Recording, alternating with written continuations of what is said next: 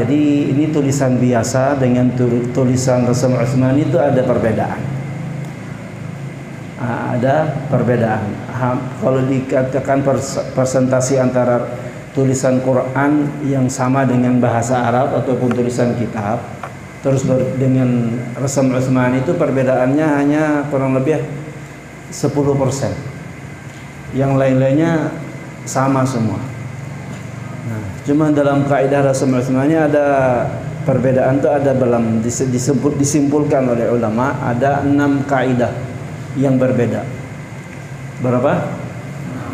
6 kaidah. 6 dasar yang berbeda. Satu disebut dengan qaidatul hadzf. Ada yang dibuang. Contoh Yasin wal Ghafilun.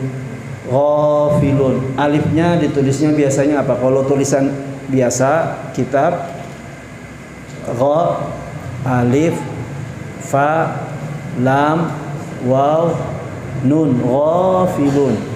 Tulisan Utsmani tidak ada alif itu. Tulisannya apa? Ghain, fa, lam, waw, nun. Alifnya nggak ada. Siapa yang tadi menulis gha ada alifnya? Berarti keliru. Yang nulis gha dengan sampai fa itu sambung itu benar. Nah, hanya dia kasih apa? Tanda bacanya dikasih alif kecil di atasnya. Jadi bacaannya sama.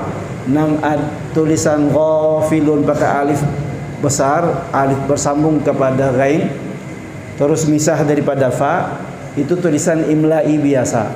Tapi tulisan Mushaf Utsmani, dia ghain dengan fa itu nyambung. Terus gimana cara bacanya supaya ghain dibaca panjang? Diletakkan di atasnya alif kecil, tanda mat satu alif. Nah, itu perbedaannya. Nah, yang siapa yang tidak menulisnya kecil alifnya itu dan tidak nyambung antara ghain dengan fa sebagai atau nyambung itu maka keliru berarti. Ya, daripada Rasam Utsmani. Nah, itu istilah dengan qaidatul hadzf. Yang kedua disebut dengan qaidatul az-ziyadah. Ada huruf yang ditambahkan. Nah, qaidatul ziyadah tambahan. Ditambahkan tapi gak dibaca. Seperti biayyikumul maftun. Biayyikum itu ya-nya 2, tapi yang dibaca hanya 1. Yang satunya hanya tanda sukun bulat di atasnya, bahwa itu tidak dibaca. Yang satu ada tasydidnya terus ada kasrahnya. Biayyikumul maftun. Was-samaa'a banainaha biaidin wa inna lamusi'un. Biaidin di sini ya-nya 2, tetapi yang dibaca hanya 1. Itu namanya kaidah ziyadah. Namanya kaidah apa? Ziyadah. Yang ketiga dalam kaidah Rasam Utsmani namanya ibdal. Kaidah apa namanya? Ibdal, ditukar. Ditukar seperti apa?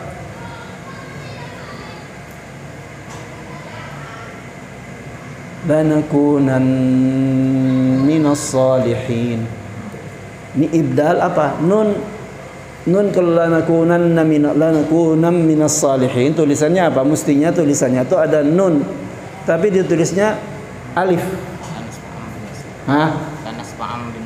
Atau juga lanasfa'am bin nasiyah ditulis alif. Bunyinya tanwin. Ya, maksudnya tanwin itu adalah nun kan, tapi tulisannya adalah apa? Alif. Nah, itu namanya disebut dengan kaidah ibdal, kaidah yang ketiga. Kaidah yang keempat disebut dengan al-waslu apa? Al-hamz. Kaidah hamzah. Kaidah al-hamzah ini, hamzah di dalam Rasam Utsmani ada yang ditulis di baris, ada yang ditulis di atas alif, di atas hamzah, ada yang ditulis di atas ya, ada yang ditulis di atas waw.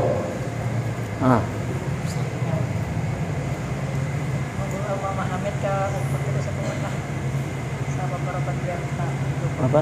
Bawa Muhammad ke putri setuman boneka. Nggih.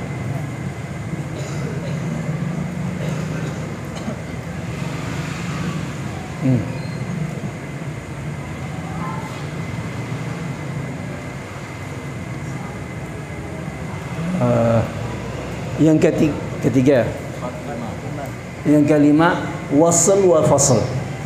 Al waslu wal faslu, kaidah sambung dan pisah.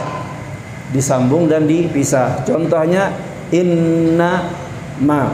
Ada yang tulisannya Al-Qur'an nyambung, ada yang tulisannya misah. Ada yang tulisannya nyambung innama, nyambung, tapi sebagian lagi inna sendiri, ma sendiri.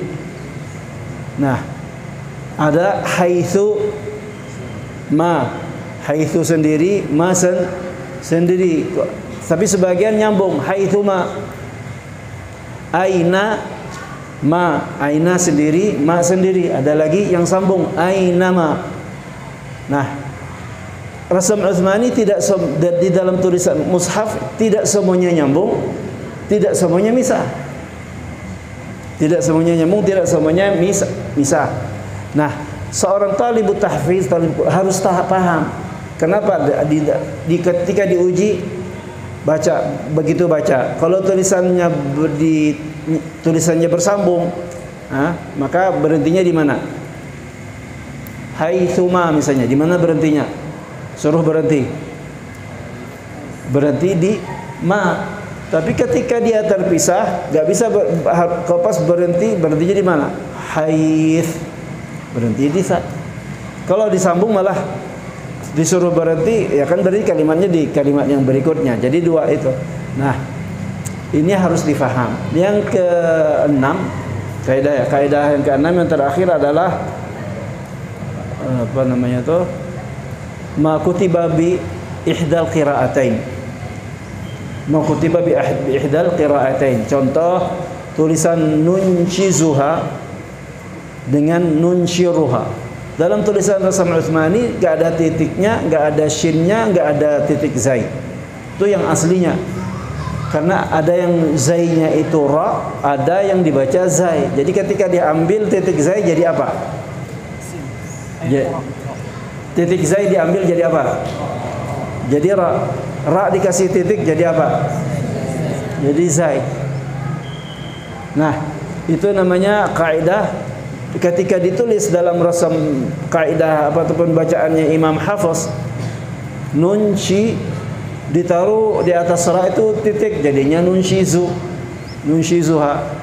Nunshiruha riwayat man qalun, min alladhi riwayatuhu bi ra azun nafi. Nah, kalau diangkat shin zainya itu hilangkan, jadinya zai jadi ra, nunshiruha.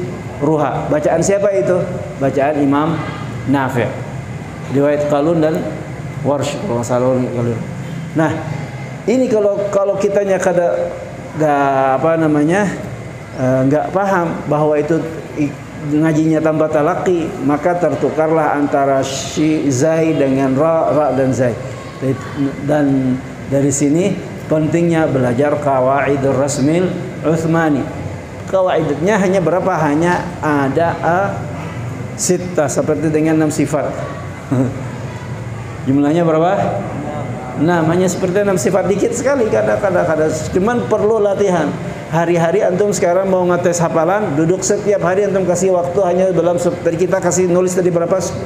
Setengah jam ya. Udah setengah jam untuk nulis 1 halaman. Kalau dapat alhamdulillah, kalau enggak besok lanjut lagi. Yang penting dikit besok lagi latihan, duduk di kamar, apa yang sudah hafal tulis dikit. Nanti ambil mushaf, cek tating, bahasa sini lah. Tating seorang, lihati bujur salah, mana salahnya? Anda baris benarkan. Nah, kalau sudah seperti itu hafalan, masya Allah akan menjadi kuat. Dan dahulu seluruh dunia Islam orang itu hafalnya mesti dengan tulisannya. Maka terjadi di sejarah kita di Indonesia, ada seorang syekh namanya Syekh Yusuf Makassar, dibuang ke Afrika Selatan di Cape Town. Setelah dibuang, dipenjara oleh Belanda di sana. Beliau di sana ternyata berhasil menulis 1 mushaf Al-Quran. Menulis mushaf tulisan Syekh Yusuf Makassar ini sampai hari ini ada di Museum Cape Town, Afrika Selatan. Dimuseumkan itu. Kenapa? Karena beliau mampu menghafal dengan tulisan, hafalannya dengan tulisan. Ada satu orang, ini panjang kalau dilanjut ini kisah lagi. Nah, pada intinya seorang talib ketika kadada Quran kayak apa? Mushaf sudah kadada. Nanti ada satu masa akan tiba masa itu, dan nggak tahu kapan, wallahu alam, tapi ada nanti satu masa percetakan itu kadada lagi. Percetakan rusak, kada bisa dihidupkan. Kalau sudah percetakan sudah nggak hidup, mushaf mulai sedikit demi sedikit generasi hilang. Setelah itu tinggal apa? Tinggal nang hafal awan tulisannya, dia akan bisa mewujudkan tulisan Al-Quran itu lagi. Tapi kalau hafalannya kada lancar, kada kuat. Kalaupun juga sudah lancar tapi nggak pakai kaidah Rasam Utsmani, rusak lagi. Wallahu subhanahu wa ta'ala alam. Saya cukup sampai di sini. Maka ini bagaimana akan menjadi suatu metode pendidikan yang harus disempurnakan. Karena dahulu itu seperti itu. Saya ketemu dengan seorang doktor di bidang ilmu usul fiqh dengan kawan Syekh Dr. Sabran, itu kawan beliau waktu ngajar di Jakarta, Dr. Ahmad Al-Khatam. Ahmad Al-Khatam ini waktu beliau sudah pernah mengikuti pelajaran dengan cara apa? Dengan cara imla. Maka saat kemampuan beliau menulis itu sama dengan kecepatan orang yang berbicara. Kemampuan beliau menulis sama dengan kecepatan orang yang berbicara. Waktu beliau kuliah di Azhar, beliau cerita sendiri. Dan itu bukan haddatsana lagi, haddatsana Dr. Ahmad Al-Khatam di waktu di Jakarta. Waktu itu beliau cerita, saya pada waktu ini ceritanya beliau ini, waktu kuliah setiap kali muhadarah daripada muhadir yang menyampaikan kuliahnya ataupun muhadarahnya di Al-Azhar waktu itu, faknya itu entah hadis, maka selesai masuk assalamualaikum sudah ditulis assalamualaikum. Nah, apa yang disampaikan oleh dosen tersebut ditulisin sampai assalamualaikum lagi. Masuk assalamualaikum, dengan antara assalamualaikum ke assalamualaikum masuk dengan assalamualaikum keluar, semuanya tertulis dalam buku. Besoknya malamnya beliau rapikan, udah jadi bisa difotokopi. Ini seorang. Nah, dahulu bukan hanya seperti itu. Kalau kita baca dalam riwayat Imam Al-Bukhari rahimahullahu ta'ala, di majelis hadis itu disampaikan bukan satu hadis. Imam Bukhari datang ke Baghdad ngaji, seorang pelajar ngaji hadis. Begitu ngaji hadis, ternyata beliau gak kada bawa buku. Ditegur oleh panitia pengurus, mana buku, mana pena, kada ada. Tapi dibiarkan duduk. Hari kedua gitu lagi, mana buku, mana tulisan, mana penanya, kada ada. Berlalu hari ke hari sampai 16 hari. Sampai berapa hari? 16 hari. Imam Bukhari ngaji di Baghdad tanpa membawa buku, tanpa membawa pena. Akhirnya yang lain-lain ini pada negurin, ngapain kamu ngaji kada ditulis? Buang-buang waktu. Lawas kelawasan ditegur sehari, 2 kali, 3 kali, 4 kali, sampai belasan kali. Akhirnya Imam Bukhari bilang, ayo dah, mana nang tulisan bagian ini kamu benar tulis itu mana? Coba nih dengar, kalau hadis pertama waktu ulun datang ke sini ini hadisnya dibacakan sampai akhir, dari sanadnya sampai akhir. Hadis kedua ini, hadis ketiga ini sampai selesai. Ternyata hari pertama itu tertulis 1000 hadis. 2 hari 2000 hadis. 3 hari 16 hari 16.000 hadis. Nah, Imam Bukhari punya keistimewaan, mampu kada memegang pena, enggak megang tulisan. 16.000 hadis itu semua langsung hafal di sini, kada ada kurang satu pun. Sampai-sampai yang kawan-kawan itu yang meriwayatkan cerita itu, kata beliau, kami membujurkan tulisan kami daripada hafalannya Bukhari. Maka boleh santri itu kada usah bawa pena, enggak usah bawa kertas, tapi syaratnya dia harus punya kemampuan ataupun anugerah, keistimewaan, bisa dikatakan karamah seperti Imam Bukhari. Dengar sekali langsung hafal. 10 hadis hafal, 1000 hadis disampaikan hafal semuanya, dan kada ada yang salahnya. Kalau kuat seperti itu, punya Allah, ya Allah istimewakan seperti, silakan kada bawa buku, silakan kada usah tulis. Tapi kalau masih napa nanti apa tadi baru kada apa? Kalau masih begini-begini ya bawa buku, bawa pena. Yang lain aja yang mau diambil bukan masalah kehebatan Imam Bukhari, tapi adalah bahwa pelajar pada masa itu tuh punya kemampuan yang hebat. sekali duduk mampu menulis 1000 hadis. 2 kali duduk 2000, 16 hari 16.000. Nah, hari ini kita Masya Allah jauh tertinggal. Tetapi kalau kita mulai hari ini kembali untuk mulai menghidupkan, menulis lagi, gabungkan antara hafalan dan dengan tulisan, insya Allah pada satu hari akan lahir seorang ataupun seorang pelajar yang seperti Imam Bukhari. Insya Allah. Siap jadi Imam Bukhari. Nah, tapi harus mau susah payah seperti orang-orang yang ada pada zaman itu, yaitu mau mengembangkan kemampuannya, mau menulis di samping menghafal. Jadi tulis apa yang sudah hafal, kemudian yang belum hafal dilancari lagi, terus setelah kalau sudah lancar tutup bukunya, tulis. Kalau salah dilihati bolak-balik seperti itu, sehingga peristiwa itu terulang dengan Imam Al-Bukhari rahimahullah juga dalam suatu perjalanan. Beliau ngapain? Dalam perjalanannya setiap kali buka lagi ngulang nulis sehari 1000 hadis dalam mengaji. Waktu sudah terkumpul tulisannya banyak, diulangi setiap malam, hadisnya berapa? 10.000 hadis.